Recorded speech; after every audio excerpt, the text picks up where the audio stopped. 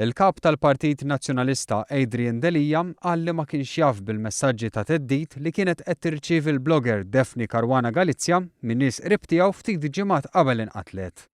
Delija għamel din id-dikjarazzjoni meta affaċċjat b'dawn il-messaġġi minn ġurnalist tar-Rai. Il-messaġġi miżawda b'teddid fosthom dak ta' mewt ġew ippubblikati minn Caruana Galizia fuq il-blog tagħha fl-aħħar xhur.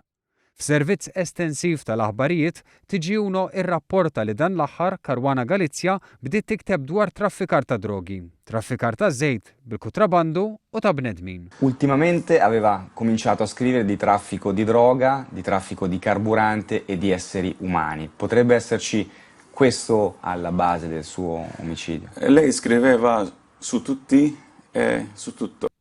Għalli dawn jistgħu jkunu l-mottivi li waslu għal qtil ta' Caruana Galizia it-tnejn wara nofsinhar permezz ta' bomba li tpoġġiet mal-karozza tagħha fil-bidnija.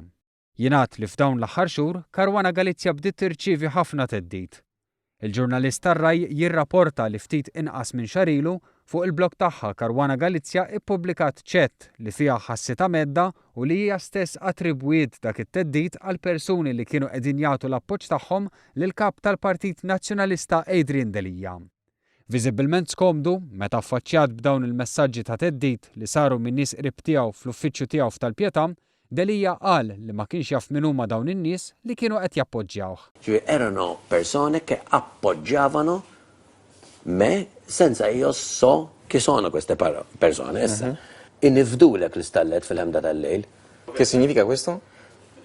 Uno ti accoltella nel silenzio della notte.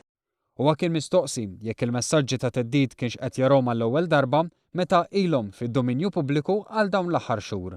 È la prima volta che vede questo? La prima volta, in assoluto. Kien hawn lill-ġurnalist tar-Rai irrimarka li fost l-aħħar blogs li tellet Caruana Galizia kellhom x'jaqsmu miegħu fosthom dwar it-traffikar ta' droga b'Delija jiġħad l-akkużi u jgħid li fetaħ proċeduri kontra l-blogger fil-qrati Maltin. Uno degli ultimi post scritti dalla giornalista riguardano lei e presunte connessioni con trafficanti di droga, di petrolio e di esseri umani. Non c'è assolutamente niente di vero, è che abbiamo preso la decisione di fare un ricorso ai tribunali maltesi. B'reazzjoni, il-ġurnalist tar-Rai irrimarka li dan kien fostru xmata libelli li Delija fetaħ kontra Caruana Galizia li sa ma tistax tmur tiddefendi lilha nnifisha kontra l-libelli li fetħilha għax aktarx xi ħadd minn barra minn Malta waqqafha qabel jibdew jinstemaw dawn il-proċeduri.